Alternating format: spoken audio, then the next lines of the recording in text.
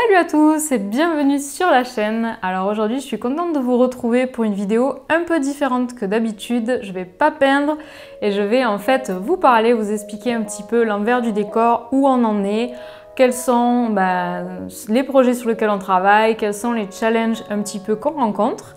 Donc c'est sans doute une vidéo qui va pas beaucoup vous servir, donc si vous cherchez plus des vidéos d'aquarelle ou de tutos, il y en a plein sur la chaîne, donc allez faire un tour. Mais si ça vous intéresse, je me suis dit que ça pouvait être une bonne chose d'un peu papoter ensemble, d'un peu échanger sur tous ces thèmes. Donc si ça vous intéresse, n'hésitez pas à vous prendre un petit thé et à me retrouver pour débriefer d'un petit peu tout ça.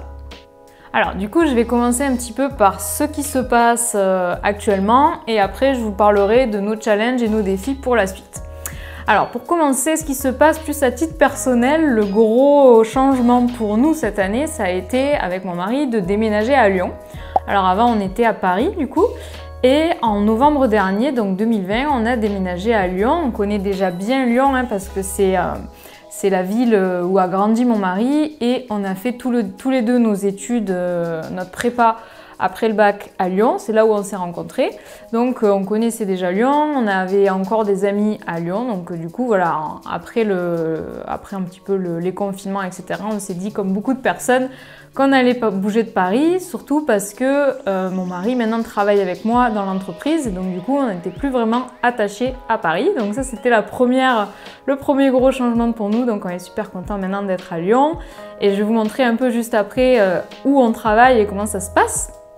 Donc c'est vrai que c'est pas forcément évident alors il y a beaucoup de personnes maintenant qui travaillent à la maison, mais c'est pas forcément évident de concilier les deux parce que du coup moi j'ai le studio vidéo dans la chambre, je vais vous montrer des images. Et j'ai l'endroit où je bosse, où je peins, mon atelier on va dire, où je suis sur l'ordi dans le salon et il y a aussi le bureau de mon mari dans le salon. Donc c'est vrai que ça fait un peu un mélange entre tout. Alors c'est déjà 1000 fois mieux que quand j'étais à Paris, on a 2 fois plus d'espace, on est dans un bel appartement et tout, donc on est vraiment super content.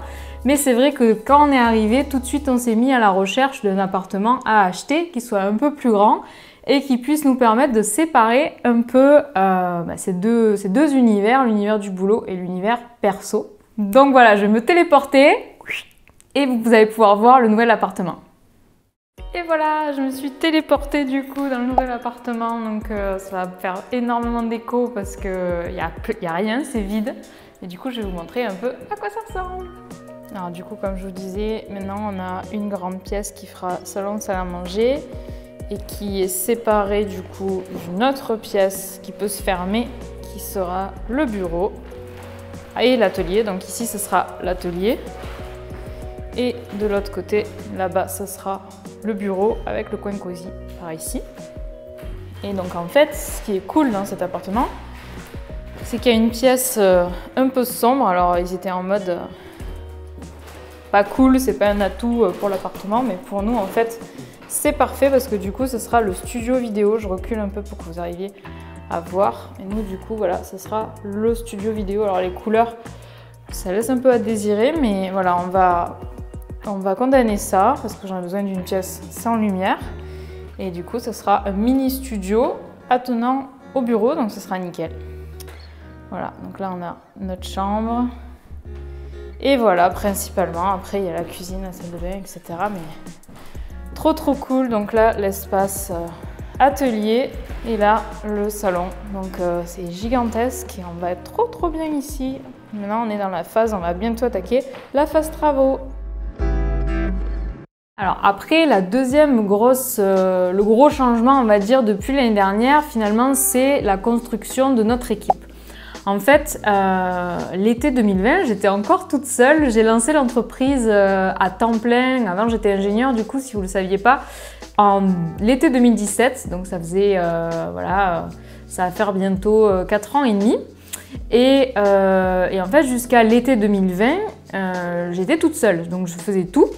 Et en fait, c'est vrai que l'année dernière, l'entreprise a vraiment grossi, a pris de l'envergure et ça devenait de plus en plus compliqué de tout faire toute seule. Et donc, je n'y arrivais plus en fait, j'étais complètement dépassée par la charge de travail et ça devenait extrême en fait. Je répondais à des mails jusqu'à minuit, ça devenait plus un plaisir en fait parce que c'était trop quoi. Enfin, j'avais trop de messages à gérer, j'arrivais plus à les gérer, donc j'avais plus envie d'y répondre parce que ça me générait trop de stress. Donc du coup, je me suis dit, bon, il faut que je recrute de l'aide. Et c'est là qu'il y a Céline, du coup, qui est arrivée à l'été 2020, en août, elle est arrivée. Et la première chose que j'ai déléguée, du coup, c'est les messages, parce que c'est quelque chose qui prend beaucoup de temps. Et voilà, il y en a partout. Il y en a par mail, il y en a sur Instagram, il y en a sur YouTube, il y en a sur Facebook. Il y a vraiment des messages et des commentaires un peu partout. Et c'est quelque chose qui prend énormément de temps. Donc ça, c'est la première personne qui nous a rejoint et qui travaille encore avec nous, du coup. Céline, elle fait le community management, du coup, de l'équipe. Voilà. Et après, il y a Alex, donc mon mari, qui nous a rejoint à temps plein et qui, lui, s'occupe plus de la partie, on va dire, vente. Donc la vente de nos cours vidéo et aussi la partie opérationnelle, c'est-à-dire comment faire en sorte que l'entreprise marche. Donc tout ce qui est la compta, tous les petits éléments de système pour faire en sorte qu'une entreprise marche, comme par exemple voilà, le site internet, s'assurer que tout fonctionne bien, faire les mises à jour, etc. Donc il travaille sur ça aussi. Et donc ça c'était en 2020, donc ça a en fait été un énorme changement parce que voilà, moi j'étais pas du tout habituée en fait à gérer une entreprise. J'avais une auto-entreprise jusqu'à présent qui est devenue du coup une SAS. Et c'était pas si simple que ça de passer de l'un à l'autre, donc j'ai dû beaucoup apprendre sur le tas. Et du coup, comment on gère des employés, comment on les motive, comment on leur donne du travail, comment on suit ce qu'ils font, comment on les forme, comment on se donne des objectifs en tant qu'équipe, etc. Ça a été très nouveau pour nous. Voilà. Et donc ça a continué à se développer. Et là, je me suis sentie du coup plus à l'aise pour vraiment me mettre à fond dans la conception de notre cours sur les paysages. Ça faisait longtemps que j'avais ce projet en tête et j'avais déjà beaucoup commencé à côté à tester des choses, à explorer sans forcément trop les partager. J'avais notamment beaucoup travaillé l'été 2020 sur notre kit paysage qui est sorti en l'été 2021 du coup. Donc ça a été un long parcours justement et je me suis sentie plus à l'aise à me lancer dans ce gros projet. Et également, on a recruté en mars 2021 une nouvelle personne qui s'appelle Héloïse et qui gère du coup la stratégie de contenu parce qu'en fait, on propose du contenu payant avec nos cours vidéo, mais on propose aussi beaucoup de contenu gratuit sur différentes plateformes, que ce soit voilà, YouTube, Instagram, Pinterest, la newsletter, Facebook, c'est un peu plus anecdotique, mais voilà, on a le blog aussi. Donc on a plusieurs plateformes sur lesquelles on vous propose du contenu pour vous inspirer, etc. Et ça devenait très compliqué pour moi de réussir en fait à jongler entre tout ce contenu qu'on propose. Donc ça paraît fou parce que on peut se dire mais au final est-ce qu'il y a autant besoin d'aide pour gérer voilà, cette chaîne YouTube, pour gérer Instagram, pour gérer les cours vidéo, mais en fait ça devenait vraiment pour moi je n'avais plus de vie en fait à côté. Donc ça devenait indispensable de recruter. Donc Héloïse est arrivée, elle travaille aussi à temps plein avec nous. Et après, bien entendu, j'en ai pas parlé, mais il y a Valentin, coucou Valentin, qui monte les vidéos depuis 2018. Donc finalement, c'est Valentin qui arrive en premier, mais qui travaille un peu plus ponctuellement avec nous, du coup, pas au quotidien. Il monte les vidéos hebdomadaires qu'on sort régulièrement. Il nous aide aussi à monter les vidéos, bien sûr, de nos cours. Donc on travaille déjà avec Valentin et on a aussi recruté Patricia qui répond aux questions dans les cours, qui nous aide à répondre aux questions dans les cours parce que pareil, on s'est fait complètement dépasser par le nombre de questions dans les cours. On a dépassé les 6500 élèves là récemment et ça devenait en fait plus gérable, j'arrivais plus à répondre à toutes les questions. Donc ça a été vraiment un gros truc, c'est le fait de construire l'équipe et voilà. Et en plus de ça, on travaille aussi avec des personnes un peu plus ponctuellement qui nous aident voilà, à faire diverses choses quand on a besoin. Donc je vous avoue que ça a été un énorme grand écart entre avant où j'étais toute seule et maintenant où du coup on est quand même une petite équipe. Et donc c'est quelque chose qui demande, voilà, c'est de l'excitation, mais c'est aussi effrayant parce que du coup, il faut quand même assurer, hein, c'est plus juste un petit projet personnel comme ça, c'est un projet d'équipe. Donc il faut une vision, il faut quand même des objectifs d'équipe, il faut une structure, il faut des systèmes, il faut une façon de communiquer. Et du coup, mine de rien, c'est énorme tout ça. Ça m'a pris énormément de temps cette année à essayer de digérer tout ça, à essayer de mettre en place des choses, à me former sur ces thèmes. et du coup à être plus finalement la fondatrice de l'entreprise que l'artiste de l'entreprise. Voilà, donc nos objectifs en tant qu'équipe aujourd'hui, c'est vraiment réussir à se structurer, réussir à mettre en place cette base, ce socle que finalement on met en place ensemble, et aussi bien sûr réussir à améliorer notre contenu à la fois payant et le contenu gratuit. Donc ça, je vous en parlerai un petit peu après sur nos réflexions sur le moment.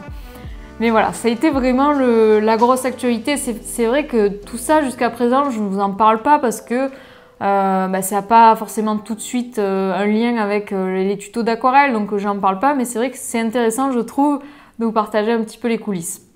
Alors, du coup, maintenant, je vous propose de vous parler un petit peu des challenges que je rencontre en ce moment. Alors, les challenges, il y en a beaucoup, je vous avoue. C'est ce qui fait pour moi le fait que c'est excitant d'être entrepreneur. Mais c'est vrai que voilà, parfois c'est stressant, c'est oppressant, c'est des moments de doute, etc.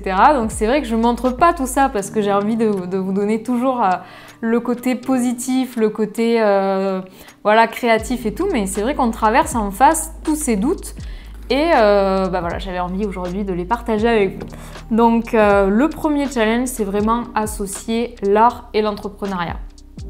Alors, comme je vous disais tout à l'heure, je suis à la fois la fondatrice donc, de l'entreprise, mais aussi l'artiste de l'entreprise. Aujourd'hui, il n'y a que moi qui crée, à proprement parler, le contenu créatif, même si Héloïse m'aide à décider de la stratégie de contenu, à qu'est-ce qu'on va publier, etc. Ça reste moi qui crée le contenu.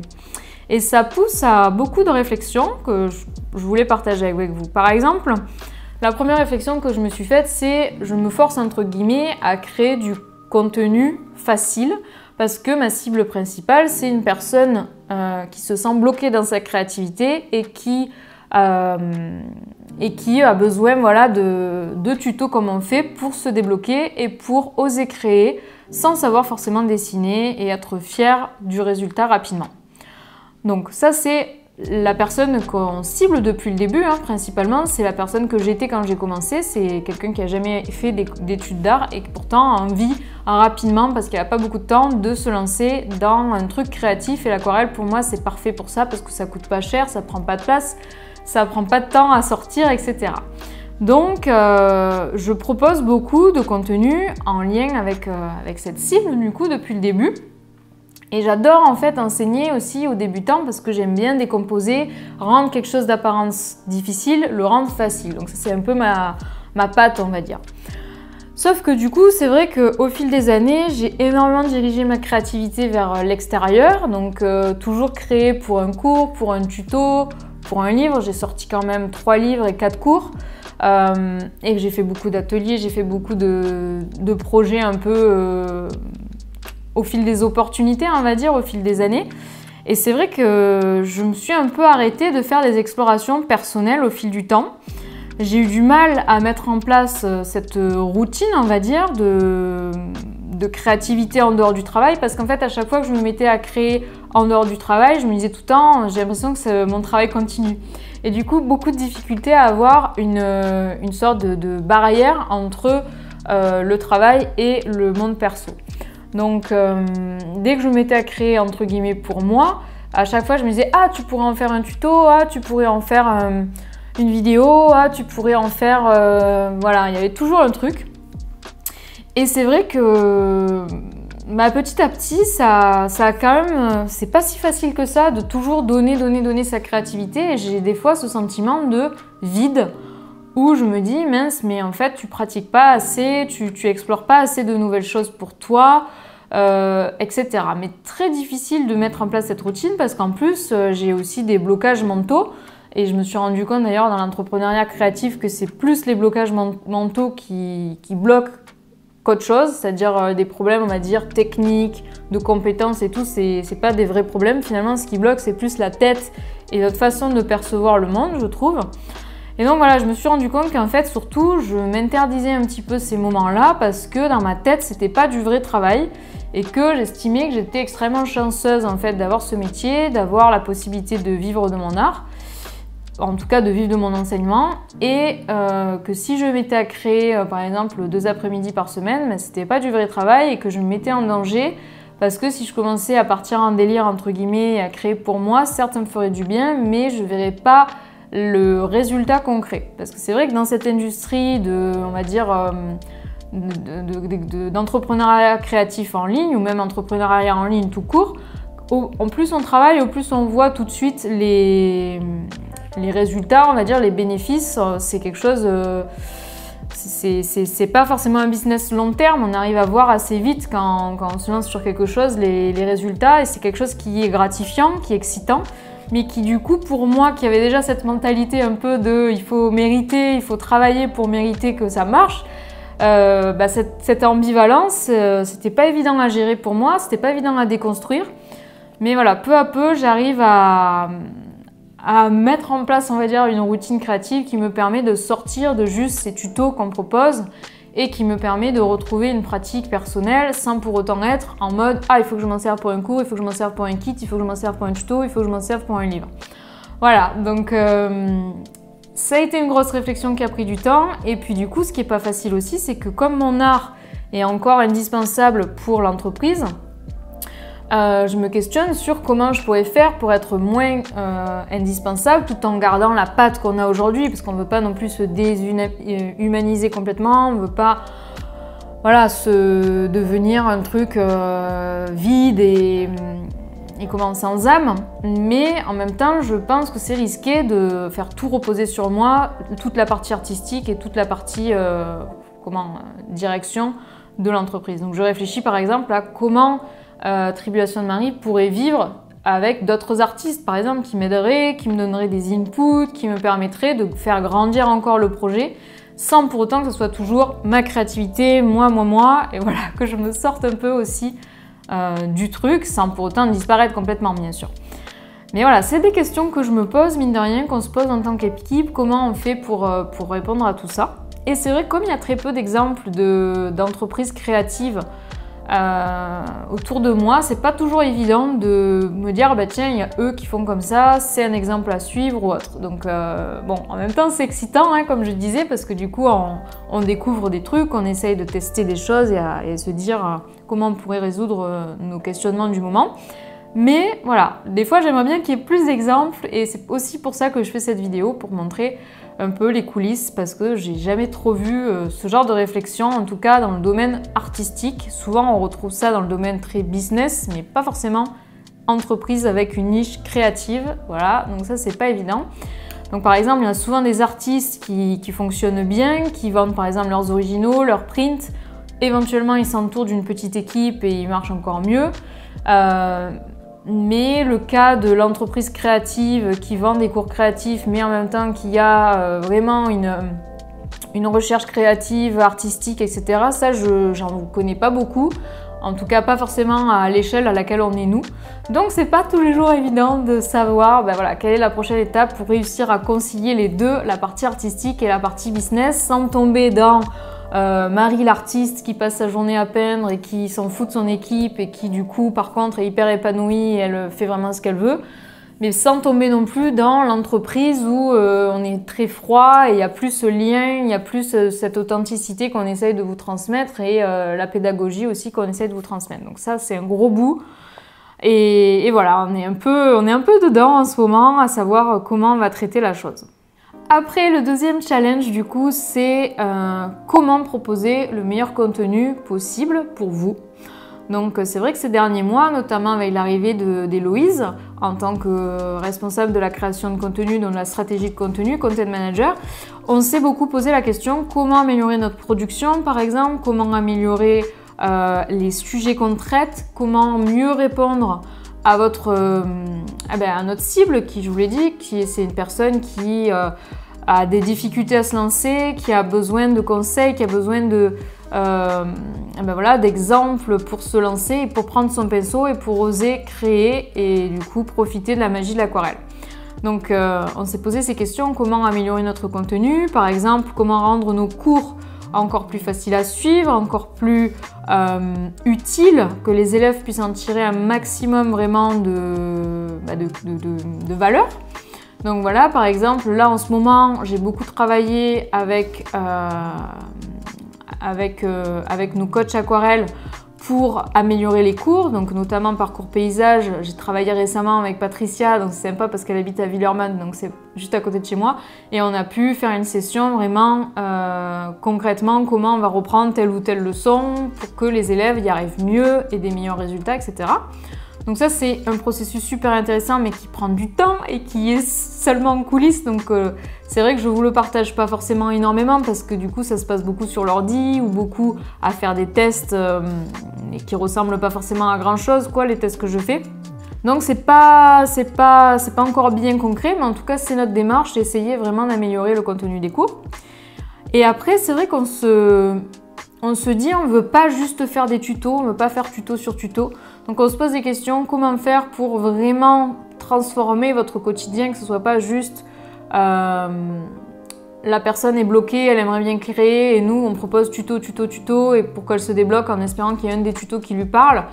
Voilà, pour moi ça c'est pas vraiment le but ultime, j'aimerais bien vraiment participer comme j'ai fait quand je me suis lancée à l'aquarelle, participer à votre transformation et que vraiment au fond de vous ça vous apporte. Je sais que c'est pas juste l'aquarelle quoi, je sais que c'est plus que ça parce que je l'ai vécu aussi et donc on veut vraiment raviver cette flamme créative et du coup on se pose la question comment on pourrait mieux le faire et pas faire juste tuto, tuto, tuto, comment on pourrait vraiment raviver cette flamme. Donc voilà, c'est des questions qu'on se pose sans tomber forcément dans les likes, dans les commentaires, dans les abonnés. Parce que c'est vrai que comme on travaille beaucoup sur des plateformes comme Instagram, comme YouTube, comme Facebook, comme la newsletter, comme le blog, etc. C'est facile de se dire « Ah ben mince, il y a eu moins de vues, ah ben là, il y a eu plus de likes, là, il y a eu moins de likes. » Des fois, c'est pas évident, vous le savez, j'imagine, d'avoir ce côté-là avec des fois, on peut tomber dans ce piège, entre guillemets, de du coup observer que les likes, les visites du site, les abonnés et pas s'intéresser au but profond de ce qu'on fait. C'est facile de tomber là-dedans. Et surtout, en plus, avec la pression que ça met, les nouvelles plateformes qui arrivent, le TikTok, par exemple, je sais pas moi, faire plus de live, le podcasting, enfin, il y a toujours un nouveau truc qu'on peut faire, plus de reels, plus de trucs, plus de machins.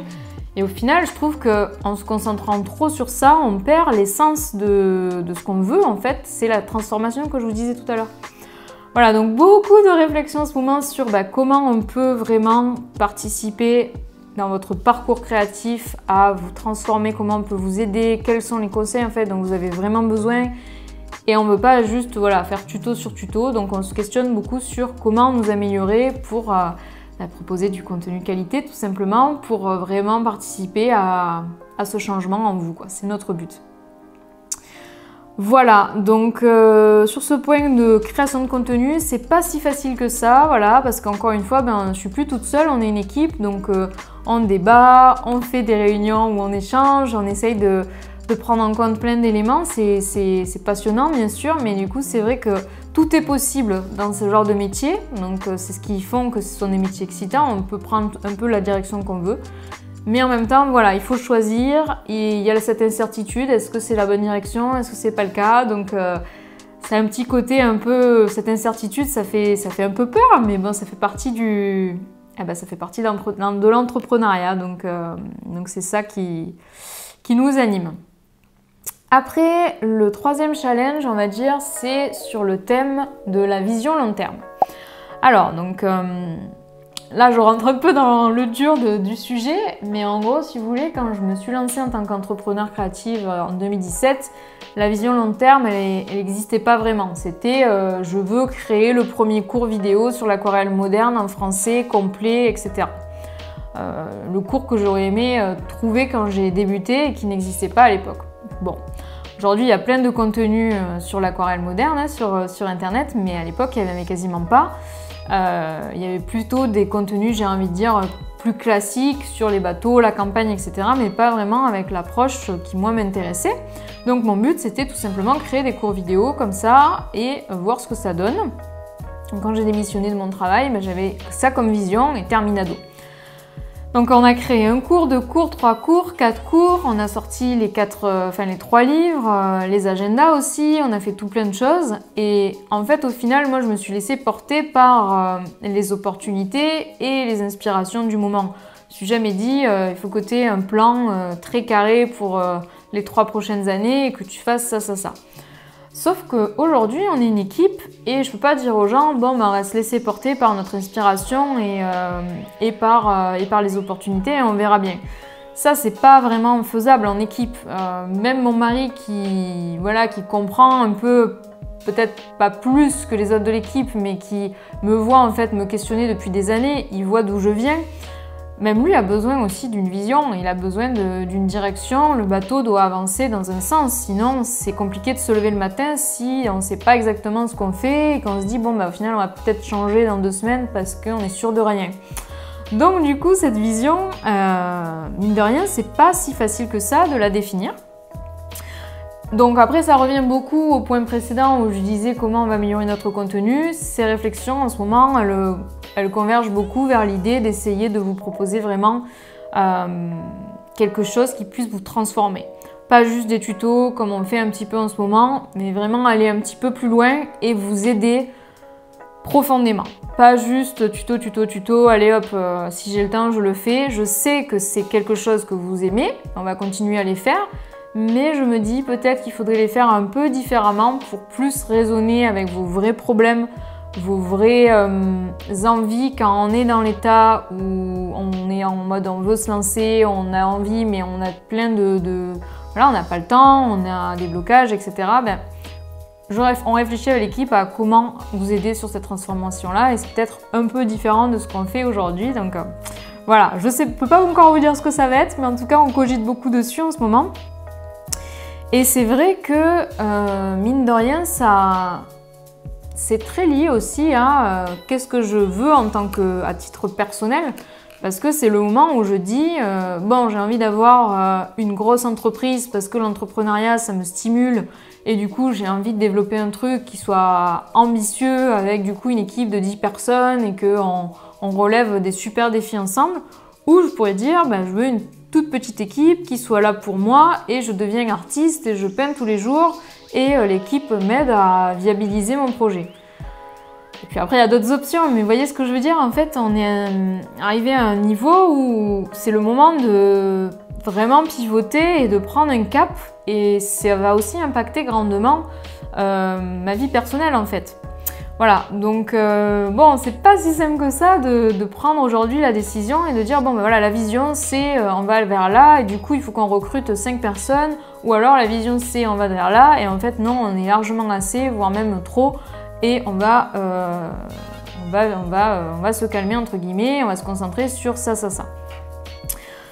Voilà, donc c'est un bon problème à avoir, hein, j'en ai conscience et je m'en plains pas. C'est un bon problème à avoir de se demander où je veux aller, sur quoi je veux me concentrer, etc. Mais c'est vrai que du coup, je ne cache pas que c'est aussi un choix qui fait un peu peur et qui du coup me pousse à prendre vraiment le temps de réfléchir. C'est-à-dire que du coup, bah voilà, c'est un peu ce que je vous dirai après, mais je suis obligée de me concentrer sur le moment présent et je ne peux pas non plus faire tous les projets comme j'avais prévu. Comme je faisais par exemple l'année dernière, l'année d'avant, là j'ai besoin de ce temps de calme pour réussir à y voir plus clair, pour réussir à me projeter, pour réussir à systémiser tout ce qu'on fait et à pas partir la tête dans le guidon comme j'ai pu faire avant. Donc voilà, c'est pas forcément évident parce qu'on se dit bon, est-ce qu'on avance trop doucement par rapport à avant? Ça fait encore une fois un peu peur, mais du coup ça semble indispensable aussi. Voilà, donc ça c'était sur la vision. Après, l'autre challenge qu'on rencontre aussi en ce moment, j'espère que je vous ai pas perdu, mais bon, au pire c'est pas très grave, c'est comment rester proche de vous, comment rester proche de notre audience alors qu'on grandit. Vous l'avez peut-être remarqué du coup depuis l'année dernière, mais vu qu'il y a Céline qui a pris le community management, donc qui échange avec vous par mail, qui échange avec vous aussi sur Instagram. Moi aussi, je réponds aux DM sur Insta, mais pas à tous.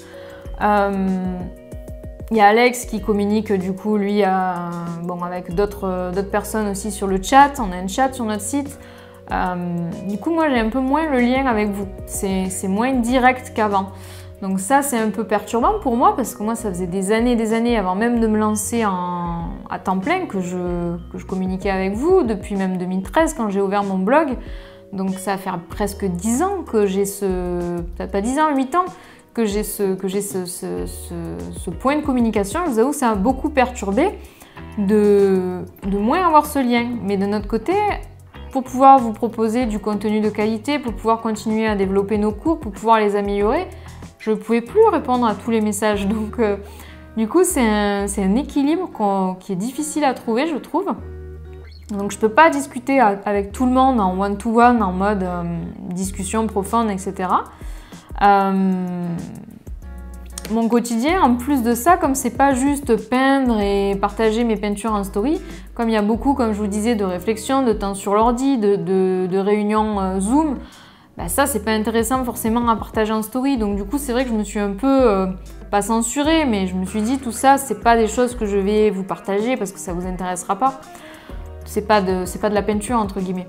Donc ce qui fait que ça aussi, bah, y a moins de choses à vous dire au quotidien vu que ce que je fais c'est beaucoup aussi quand même lié à l'entreprise.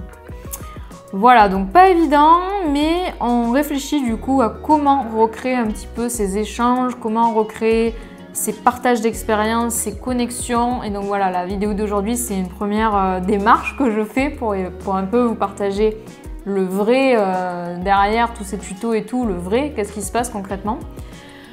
Voilà, donc on réfléchit à tout ça, on a des idées et je pense que petit à petit on va mettre en place ces idées pour, voilà, pour continuer à échanger avec vous et que ce soit pas, encore une fois, vide. Alors après, je dis pas que les discussions que Céline a avec vous sont vides, loin de là, parce que bien sûr on échange beaucoup avec Céline pour voilà, savoir comment vous répondre, comment vous apporter un maximum de valeur. Voilà, Céline est parfaitement alignée avec le ton de l'entreprise, etc. Donc c'est pas non plus bâclé, hein, cette partie-là, loin de là. Mais je pense qu'on peut aller encore plus loin, donc c'est un des challenges qu'on veut relever pour la suite. Après, le challenge suivant, c'est l'aquarelle. Est-ce qu'on fait que l'aquarelle ou pas? Donc gros sujet, c'est l'aquarelle moderne pour débutants, c'est le thème avec lequel on a commencé, j'ai commencé, c'est ma passion au début. Et parfois je me dis, est-ce que dans, je sais pas, les 10 prochaines années, tu vas rester passionné par l'aquarelle? Donc parfois ça peut faire peur et je me dis, mince, là surtout qu'on est une équipe, qu'on commence vraiment à voilà, avoir des personnes qui travaillent pour nous à temps plein, j'ai envie que ça soit du solide, le projet qu'on fait. Ça peut pas être juste un petit truc comme ça qui est un projet perso au final qui marche bien, il faut que ça soit du solide. Donc je vous avoue que parfois je me dis, prions pour que j'aime encore l'aquarelle les prochaines années. Donc d'où aussi mes questionnements sur l'art et la partie entrepreneuriale, au fait d'être l'artiste de l'entreprise, enfin bon, voilà, tout est lié. Donc on parle de l'aquarelle pour débutants parce que c'est notre spécialité, on va dire. Mais je vous avoue que moi, des sujets qui m'intéressent, par exemple en ce moment, c'est l'aquarelle avancée, c'est peindre des trucs difficiles, c'est-à-dire vraiment, quand je peins ça, je me dis pas tu vas pouvoir en faire un tuto, c'est des tutos durs quoi, en tout cas c'est quand même technique, c'est ça qui m'intéresse en ce moment. Ce qui m'intéresse, c'est comment faire pour affiner son style signature, comment vraiment, moi en fait je peins tellement pour des tutos que parfois je me demande quel serait vraiment mon style si je peignais pas pour des tutos, si je faisais que peindre pour moi, quel serait mon style? Des fois je me pose ces questions-là. Donc essayer d'affiner encore le style, essayer de trouver vraiment les palettes de couleurs, signatures, ça c'est des trucs qui me passionnent en ce moment. Essayer de tester de nouveaux médiums et faire du mix média, pas forcément tout le temps de l'aquarelle. À titre perso, j'ai envie de tester la gouache, j'ai envie de tester le Procreate, j'ai envie de tester l'encre. Tout ça, je me le suis un peu refusé jusqu'à présent parce que je me disais, ça sert à rien, tu en parleras pas. Et comme je le disais, tout ce qui faisait un peu, qui n'était pas pour le projet, ça passait à la trappe entre guillemets. Et bien sûr, évidemment, ce qui me passionne aussi, c'est l'entrepreneuriat créatif. C'est comment stabiliser une entreprise créative, c'est comment associer art et créativité, c'est comment avoir un vrai processus créatif et une entreprise qui marche. Ça, c'est des thèmes du quotidien où je passe ma vie à lire des livres sur ces thèmes. Voilà, donc tout ça, c'est des sujets qui m'intéressent beaucoup, mais qui n'ont pas trop leur place aujourd'hui dans l'aquarelle pour débutants, on va dire. Donc voilà, c'est pas forcément si simple que ça. Moi, je trouve ça plus fun de m'intéresser à ces thèmes-là. Mais je me dis, est-ce que peut-être c'est plus pour mon intérêt perso? Et voilà, il faut aussi avoir deux mondes, monde pro et monde perso. Est-ce qu'au contraire, je devrais ouvrir, on va dire, le scope de l'entreprise à tous ces thèmes-là? Voilà, c'est pas forcément simple parce qu'on sait que dans l'entreprise, dans l'industrie dans laquelle on est, qui est, on va dire, l'entrepreneuriat digital, quoi, tout ce qui est produits digitaux, etc., c'est bien d'être spécialisé dans un thème et pas partir dans tous les sens. Donc c'est vrai qu'avoir un thème bien précis, c'est aussi rassurant et voilà. Mais bon, en ce moment, on est dans cette ambiance d'expérimentation, on a envie de tester de nouvelles choses, donc on se refuse de rien et on verra bien où ça va nous mener. Je ne sais pas exactement encore, hein, mais on va, je vous rassure, rester sur l'aquarelle hein, principalement. Mais en ce moment, on explore les options, on regarde ce qui est possible et on étudie la chose, donc voilà. Après, un dernier challenge, un peu plus à titre perso, qui pourra peut-être résonner en vous si vous êtes aussi entrepreneur, c'est le fait de retrouver l'instant présent. Alors vous allez me dire, c'est vraiment un cliché de dire ça, mais c'est vrai que au quotidien, en fait, c'est devenu beaucoup de questions, beaucoup de pression. Par exemple, bon, qu'est-ce qu'on va faire ensuite? Je regarde en bas parce que j'ai pris quelques notes, parce que voilà, je voulais bien me rappeler de ce que je voulais vous dire, mais voilà, qu'est-ce qu'on va faire ensuite? Quel stage on va organiser? Quels cours on va proposer? Est-ce qu'on va donner des ateliers par exemple? Qu'est-ce qu'on sort comme vidéo ce mois-ci? Comment on se structure? Quel process on met en place pour que ça marche mieux? Est-ce qu'on recrute une nouvelle personne? Ça s'arrête jamais en fait, ça s'arrête jamais. Et c'est génial, c'est pour ça que j'adore l'entrepreneuriat, c'est parce que j'adore cette stimulation, on ne s'ennuie jamais. Et c'est vrai que moi j'avais tendance à beaucoup me dire, bon bah, plus tard tu seras structuré, plus tard tu auras ta vision, plus tard tu auras du temps pour toi, plus tard tu auras plus de place et tu auras un appartement plus grand. Voilà, plus tard tu pourras sortir toute l'après-midi s'il faut et aller faire une balade dans le parc pour puiser l'inspiration. Sauf qu'en fait ce plus tard n'arrive jamais et du coup je suis tout le temps à imaginer une sorte de suite hypothétique qui en fait n'arrive jamais. Enfin, on est tout le temps, en fait, j'ai tout le temps la tête dans le futur à me dire il faut qu'on fasse ça, il faut qu'on prévoie ça, il faut qu'on n'oublie pas ça. Et puis le présent, en fait, finalement, je le vis qu'à moitié, je suis plus vraiment attentionnée à 100% dans ma vie quotidienne. Et donc, du coup, j'ai dû me poser au bout d'un moment, il y a quelques temps, là, il y a quelques mois, début septembre, et je me suis dit, c'est bon, je suis dans mon objectif rêvé, quoi. Franchement, je gère une entreprise qui marche, qui est hyper intéressante, c'était mon rêve. Donc maintenant, il faut arrêter de me vivre dans le futur et de me dire plus tard, plus tard, plus tard. Il faut vraiment profiter du moment présent et le vivre à fond. Et du coup, ça m'a un peu forcé à avoir du coup un équilibre de vie meilleur et à moins cravacher comme je le faisais avant, à prendre du temps pour sortir. Enfin, franchement, moi, le confinement, j'étais confinée avant que ça soit un concept officiel, quoi, entre guillemets. Je le disais ça en rigolant au début, mais franchement, j'avoue que je me disais, pour que ça marche, il faut à tout prix que je bosse comme une maboule.